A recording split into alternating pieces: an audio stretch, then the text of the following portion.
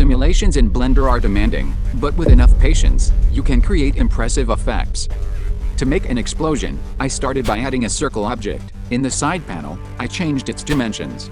Then I went into edit mode and extruded the object upward. Next, I shaped a soft dome on top.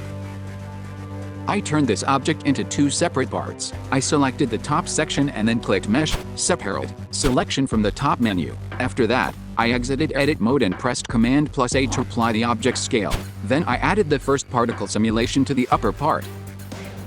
The most important settings are shown on screen.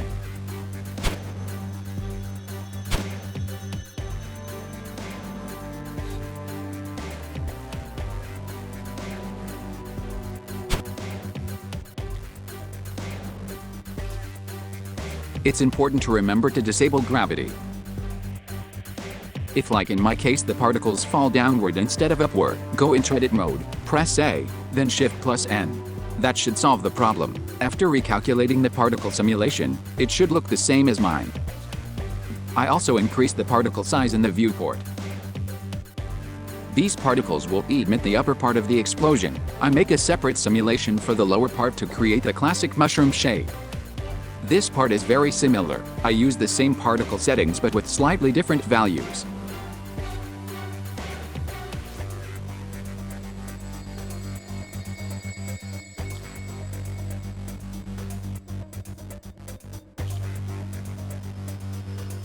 The shape of the emitted particles should look more or less like what's shown on screen. Then it's time for the fire and smoke simulation. I select the upper object, which will emit the fire. I click Object, Quick Effects, Quick Smoke. A simulation domain should appear. I scale it so the explosion fits inside. To help visualize the space, I overlay two reference images. The explosion will be approximately this size if you follow my settings. Then, as before, I press Command+A to apply the domain scale and open its settings.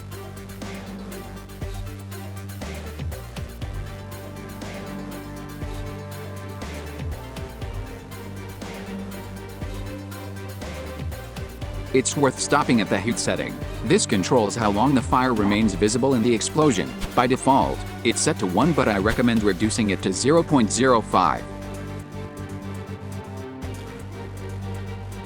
At the bottom of the settings, I change the type from replay to modular or all. This way your computer might not explode while baking. Then I configure the flow objects. I select the particle system I had created earlier. Here, it's important to enable initial velocity. The difference with and without this setting is huge.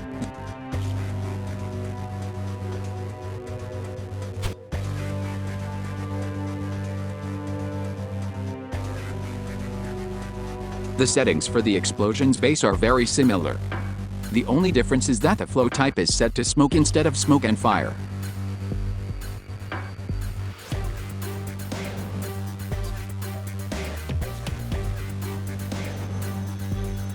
If your flow object moves quickly, you need to increase the sampling substeps. Then I go back to the domain settings, bake the simulation. That part can take a while. And then bake the noise.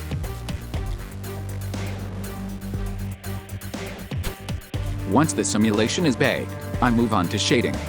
I want the shader to be simple but realistic. I add two math nodes, one volume info node and one color ramp. In the math nodes, change add to multiply.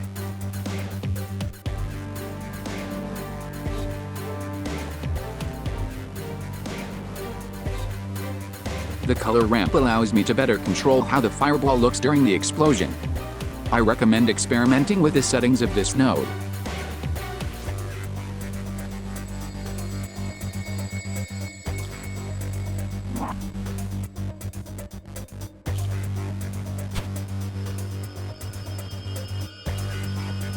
Finally, I go to the Compositing tab, enable Use Nodes and add a glare node using the settings shown on screen.